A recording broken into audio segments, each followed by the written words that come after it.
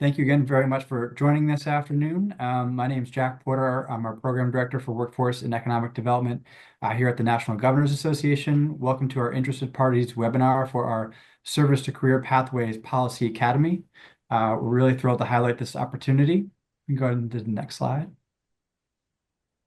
Okay, as we get started, I just want to quickly preview today's agenda. Once I'm through with my opening remarks, I'll pass it to our project partners at the Schultz Family Foundation and Annie E. Casey Foundation. We're very grateful for their thought partnership and their support, and so very much looking forward to hearing from them. We'll then run through a quick poll just to get a sense of who is in the room with us here today and where you all are in your Service to Career Pathways policy journey. After that, my colleague Sophia Yeager will go in depth on the request for applications that we issued for this new opportunity and cover the project's timeline, activities, and expected outcomes.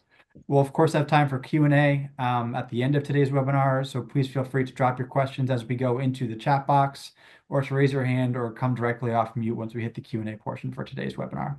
Go ahead to the next slide. For anyone who hasn't worked with us at NGA before, we are the voice of our nation's governors across all 55 states, commonwealths, and territories. And through NGA, governors establish bipartisan policy solutions on matters of state, federal, and sometimes even foreign policy. We have two sides to our policy shop at NGA. Our Office of Government Relations colleagues handle everything on the federal side and make sure that our members have a key voice in policy discussions in Congress and in the executive branch. On our side of the shop, the Center for Best Practices, we are NGA's state policy team, and so more so dedicated to ensuring that our members can execute their agendas back home. We can go ahead to our next slide. We have 10 program areas across the Center for Best Practices that help us achieve that. Those span across the issues that you see here on health, education, and workforce development and economic policy, just to name a few. We support our members in a few key ways, including by establishing multi-state peer learning consortia like the one that brings us here today. My colleague Sophia Yeager will talk a little bit about the Policy Academy model shortly, but just want to be sure here at the top to say that this is the kind of project effort is one that here at NGA that we reserve for policy issues that are truly rising to the top of our members' priority lists. That's certainly the case for Service to Career Pathways, as we've seen a significant amount of momentum behind the policy concept of embedding credential attainment or some kind of meaningful skills development into service programs such as AmeriCorps. And I might add that that seems to be especially the case for fields like infrastructure, climate, healthcare, education, state and local government, just to name a few.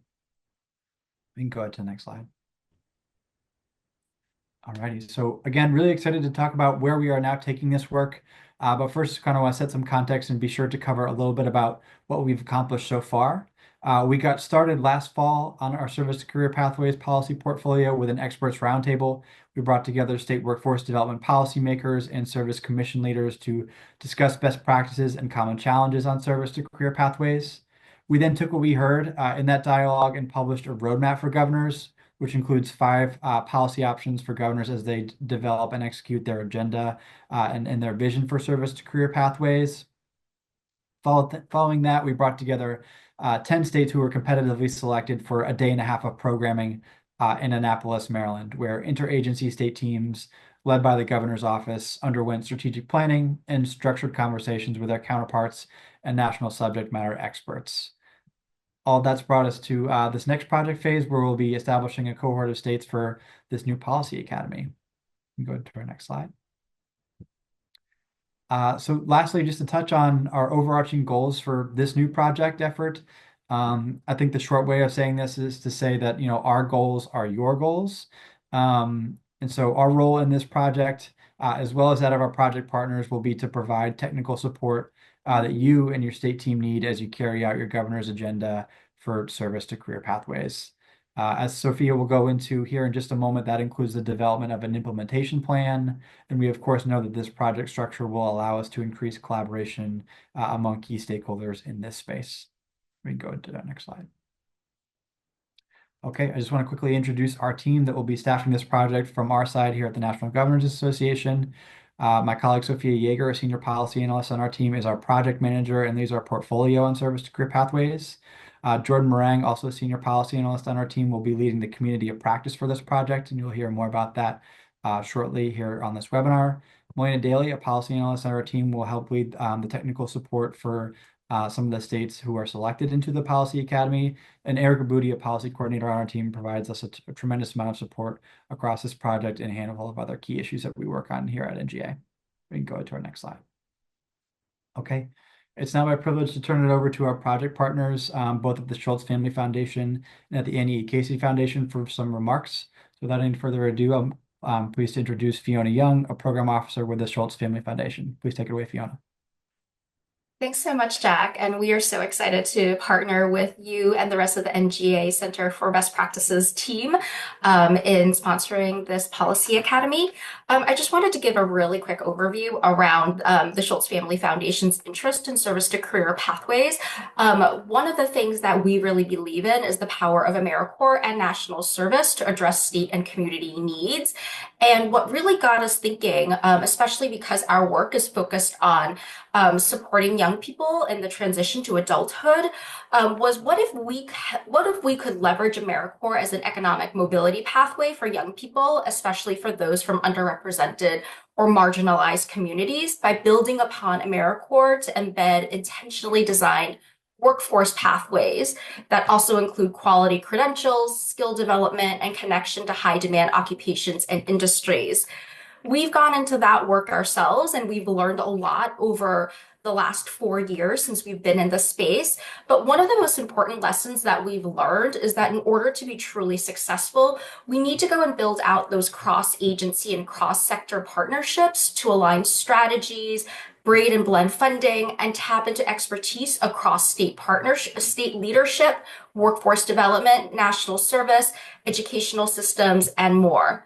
And it was through this lens that we built a partnership with the National Governors Association, Association Center for Best Practices. And we've had the pleasure of working with Jack and the entire workforce development team over the last year to build governors as champions of this work, and also to create a collaborative table for the governor's office, state workforce agencies, and state service commissions to work together to create plans and ideate on policies that support the development of service to career pathways. So last year, we were so excited to go and co-sponsor the Service to Career Action Lab. And we were really surprised. Jack had mentioned that there were 10 states that came together and were competitively selected. But we at the foundation were pleasantly surprised to receive 21 state applications for the Action Lab. And we were hoping, at least on the foundation side, that hopefully we would get enough applications just to fill those 10 spots. So it was really exciting to go and see that. And it also informed us, or let us know, that robust turnout of applications signaled that there was a really great appetite for creating service to career pathways in states, and that there was enthusiasm across many different agencies in government and also outside of government to make this happen. So we're really excited and thrilled to be partnered with the NGA again in supporting the Service to Careers Policy Academy, and to continue to support states in this important work. And I'm also really excited that the Annie E. Casey Foundation is also a partner in this work as well. Jack? Perfect. Thanks so much, Fiona. We're really grateful for your support and for your thought partnership at the Schultz Family Foundation. Now, please turn it over to Renita Jain, a senior associate at the Annie E. Casey Foundation. Please take it away, Renita. Thanks, Jack. So nice to see you all and to see this interest on the call today. Just to take a step back, I think earlier this year, I happen to work at the Center for Economic Opportunity at the Casey Foundation, and our work is really focused on making sure that all young people have, the connections, the relationships, and the education and employment opportunities they need to thrive in today's economy. And I think it was earlier this year, I happened to cross paths with the NGA team and with the Schultz Family Foundation and learn more about the Action Lab and the work that has been kicked off. And just this interest, and saw a lot of alignment with the work that we're trying to do at Casey Foundation too, about these goals of where we see young people have a lot of assets that they can offer to their local communities and to their local economies. And so this has just been an opportunity where we've really have a lot of enthusiasm about this partnership, and really just like supporting this work more broadly. I won't reiterate everything that Jack and Fiona shared. I think they've shared a lot about why this work is important. But as we take a step back at Casey and we see that more and more young people are really navigating longer and even more complex journeys from school to work, we see there's really a great potential in service pathways to really build upon the assets that young people have and really to help them further develop those skill sets they need to align with employer needs in their local communities. So I just want to thank everyone who's joined this webinar today for your interest in this opportunity. I hope that you share our excitement. We know that's going to require a lot of intentional planning and work with a set of multi-sector stakeholders, and that's easier said than done. But I hope that there's, as we talk about this work and we think about what the potential for it is in the road ahead, that there's some shared excitement with everyone on this call. But just want to thank everyone for their interest. And with that, I'll turn it back over to Jack. Perfect. Thank you so much, Renita. Fiona, we're thrilled to have your support and your thought partnership as we keep this momentum going in service to career pathways. With that, I'm going to turn it over to my colleague, Sophia Yeager, our project manager for this work, who will take us through the rest of today's webinar. Please take it away, Sophia. Thanks, Jack, and thanks, Fiona and Renita. It was great to hear from you, and we're grateful to have your support.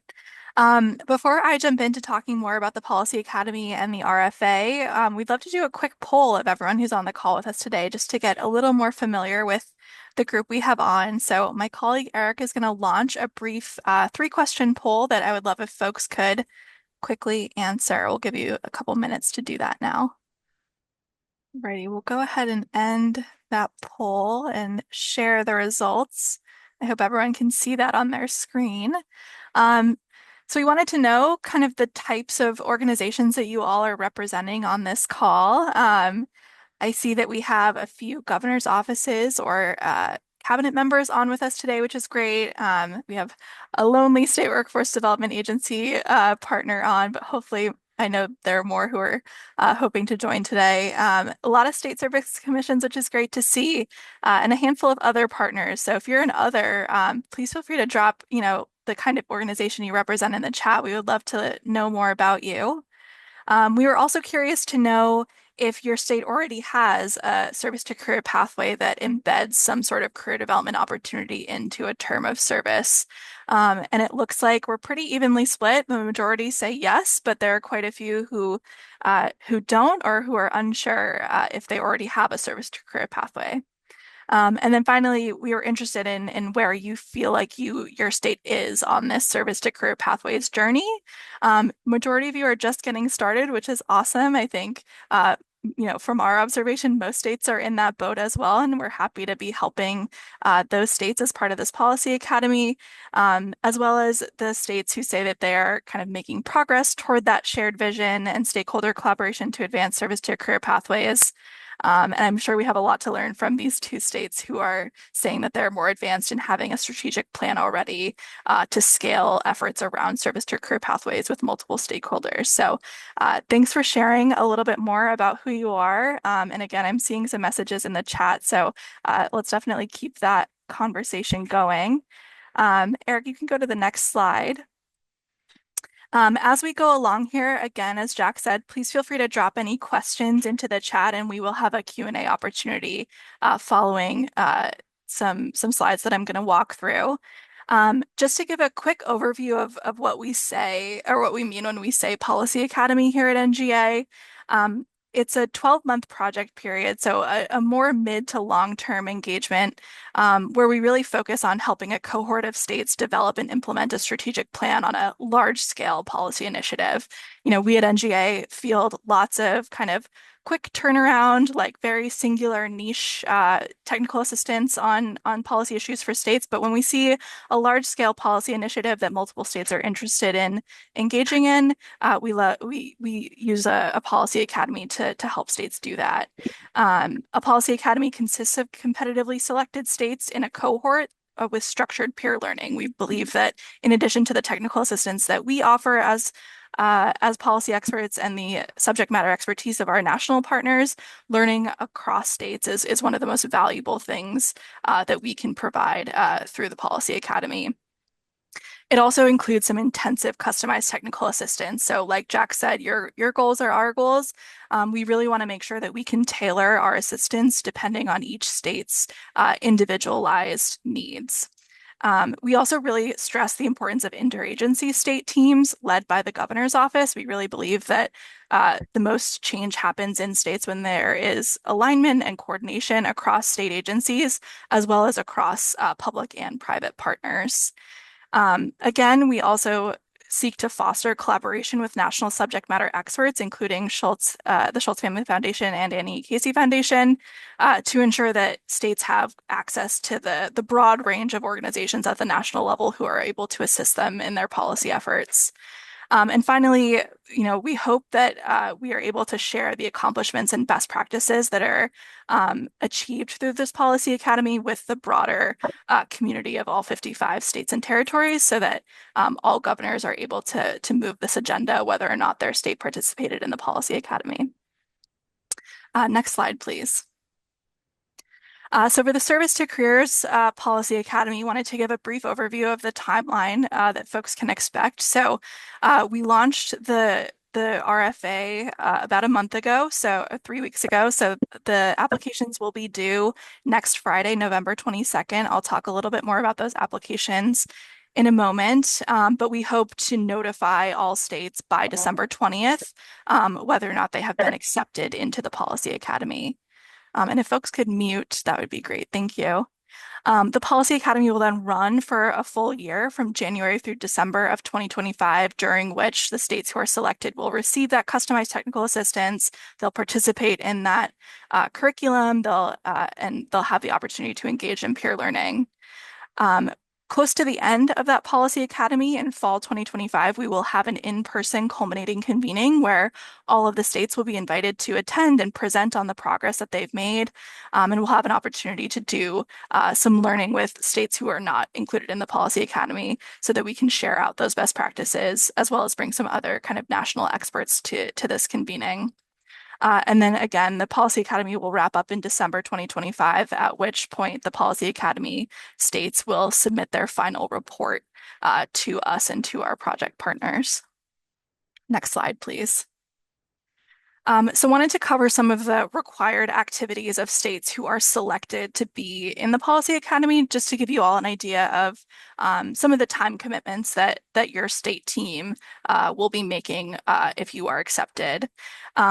The kind of overall goal for the end of this Policy Academy is that you will have developed as a state team a set of policy priorities and a ready for implementation action plan for service to career pathways, so that by the end of this Policy Academy, you will be ready to implement a service to career pathway in one or more sectors in your state. These policy priorities and your action plan will be informed in part by the roadmap that we've already established for governors on service to career pathways, as well as engaging the perspectives of employers and young adults in your state to ensure that your plan and your programs and your policy efforts are all informed by the stakeholders that you're serving. In addition to this kind of end goal of a set of policy priorities and an action plan, you will have an in-person facilitated action planning session in your state. We want to put this at the top of the agenda so that you folks can start to think about, when that might happen and what you might be looking for out of that in-person site visit that would comprise NGA staff as well as some of our other national partners as appropriate. In addition to that in-person kind of one-off facilitation session in your state, you will be expected to hold monthly technical assistance calls with your state team, as well as NGA staff, which will really be the table at which your team comes together, makes progress on your action items and your goals, in addition to any kind of work that your team members are doing offline to move that agenda forward. On a bi-monthly basis, we will have peer learning opportunities in the form of webinars. So we will bring all of the states in the Policy Academy together, as well as our community of practice states, which I'll talk about in a minute, to engage in that peer learning. So to learn on a specific subject from their state peers, as well as national subject matter experts, and to kind of exchange on any challenges you're facing, any kind of breakthroughs that you've had. Again, because we believe that states learning from one another is one of the most valuable components of this Policy Academy. Again, you will be expected to attend and present at this in-person culminating convening in the fall of 2025. And at the end of the Policy Academy, you will be expected to submit a brief final report to us and to our project partners, kind of summarizing the progress that you've made throughout the Policy Academy and kind of what your plans and next steps are once the Policy Academy has concluded. Next slide, please. And the expected outcomes that we expect the Policy Academy states to achieve, first and foremost is progress toward your governor's goals, whatever those are for service to careers, which you will be expected to include in your application. Again, developing that set of policy priorities and a ready for implementation plan to launch service to career pathway. Again, that's aligned with your governor's overall policy agenda. Some sort of policy or systems change, whether that's new relationships among stakeholders, new policy, new programs, a stronger relationship among those stakeholders in your service to career pathways ecosystem, which includes the constituents that will be served by these policies or programs. Again, importantly, engaging with your state peers and building out that network for you to tap into in the Policy Academy and hopefully beyond the Policy Academy, and that increased collaboration with subject matter experts who are able to support states in this policy area. Next slide, please. Wanted to mention, as we've talked about a couple of times now, this community of practice. So the Policy Academy will be a smaller group of competitively selected states. We expect to select around 4 to 6 states to participate in the Policy Academy, but we recognize that there are many states who are interested in this policy area, and whether they're not selected for the Policy Academy or whether they don't have the capacity necessarily to engage in the intensive technical assistance that the Policy Academy has to offer, we want to make sure that those states are still included and have the opportunity to learn and to move forward their policy priorities in their state. So to that end, we will be offering a non-competitive rolling acceptance community of practice where essentially any state or territory can raise their hand and say, I'm interested in this policy area. I want to learn more. I want to be able to move my governor's policy agenda. You are welcome to join in this kind of more flexible community of practice. States in the community of practice will still have access to those bi-monthly peer learning webinars and any other publications or tools that we develop for the Policy Academy states. You'll have the opportunity for what we call office hours with NGA, where we'll schedule a call with you and your state team, anybody that you want to bring to the table, to hear more about some of the technical assistance requests that you have or the goals that you're hoping to move forward in your states, so that we can offer some kind of ad hoc technical assistance that's a little bit lighter touch than the intensive curriculum that the Policy Academy states will be engaging in. And this will include some structured peer learning opportunities where we might connect you to a state one-on-one who's interested in a similar question or topic, or connect you with a state who's leading on that question or topic who you might want to learn more from one-on-one. And states who are in the community of practice will be invited to attend that culminating convening in the fall of 2025, and we would cover the cost of your attendance as we will for the Policy Academy states. Next slide, please. All right, so digging into the request for applications for the Policy Academy. I'm going to go through each one of the required elements, but you'll see that we've weighted each section to give you kind of a gauge or a insight into how we're looking at these questions from a review perspective. I'll go into each of these elements, but I do want to mention from the outset that we would prefer that none of these applications are longer than 5 pages and that you do submit them via email as a PDF. Next slide, please. So the first element of your application should be a letter of support from your governor. Again, we are the National Governors Association. Everything we do is driven by our members' priorities. So this letter should clearly state your governor's interest in the Policy Academy and their desired outcomes for your state's participation in the Policy Academy, and provide some context about how those goals pertaining to service to career pathways fit into the governor's broader policy agenda, whether that's on workforce development or something more sector specific related to the policy, related to the service to career pathway that you're proposing. These letters from the governor should be no longer than 2 pages. We know that getting these put together can be a little bit of a feat, so we want to make sure that this is as easy as possible for your governor's office. Next slide, please. The next part of your application should be a brief statement of interest, kind of building on what your governor said, but just briefly stating why your state is interested in participating in this policy academy and what you hope to gain by participating. Next slide, please. The next element is your proposed state team leadership and membership. So each state participating in the Policy Academy is expected to convene an interagency team of up to 5 members with a designated team lead. That team lead will be your state's point person with NGA and with our project partners on the kind of project management side of organizing your monthly calls and all the other logistics related to the Policy Academy, as well as really be the kind of team lead and thought partner for the work that you are undertaking as a team. The 5 members must include the governor's office, the state workforce system, and the State Service Commission. Again, as the kind of 3 main components of a service to career pathway, we believe that these are key stakeholders that need to be a part of every state team, but you have some flexibility on those 2 additional state team members to get to 5. So we have some suggestions of the types of partners that those final 2 members may represent, but it really is up to you. So if, for instance, your state is looking to stand up a service to career pathway in education and you feel like having your K-12 education agency at the table is important, then that's a decision that you can make.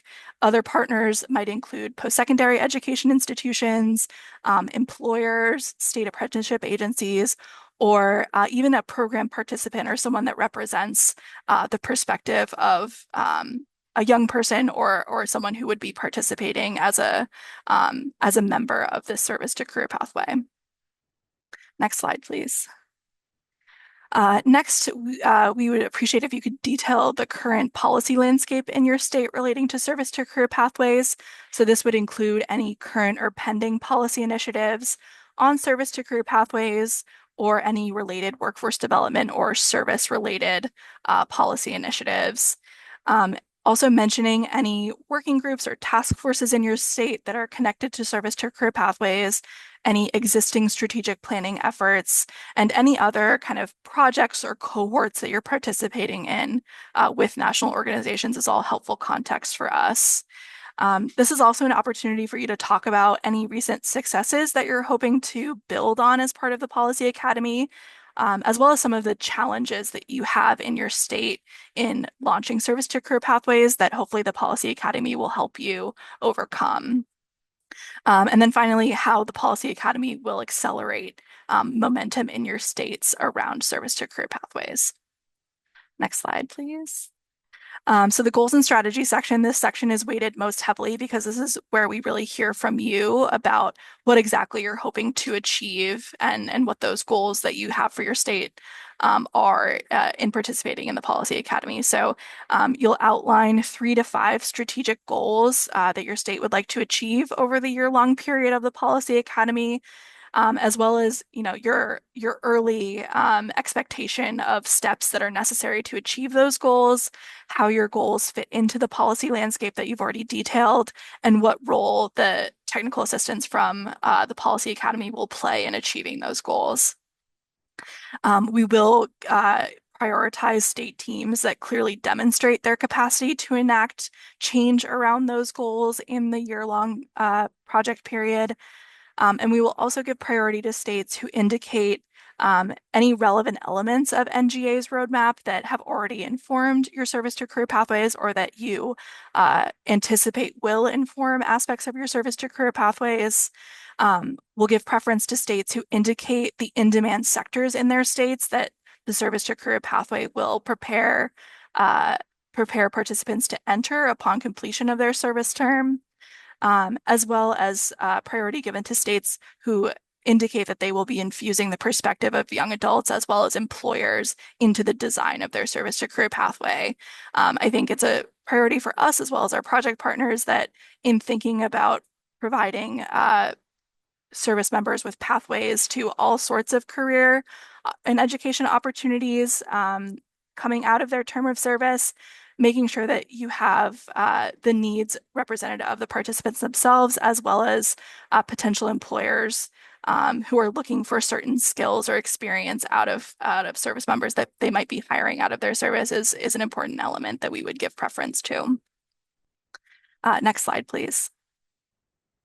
And then the final part of the application is putting together a brief budget. So I think we buried the lead a little bit on this, but the states who are selected to participate in the Policy Academy will receive $50,000 to support their work over the year-long period. So putting together a brief budget that encompasses 4 categories: personnel, travel and transportation, communications, and subcontracted services. I will note that that travel and transportation component of your budget should include an estimated cost for your 5 state team members to travel to that in-person convening that will be held in the fall of 2025. Next slide, please. All right, that is it for the elements of the application. Would love to open it up for questions. Feel free to drop those in the chat or by raising your hand or just coming off mute. And I do see a question from Annie about whether the funding is discretionary. Jack, I would maybe offer that question up to you. Definitely. If you could just go back to the budget slide.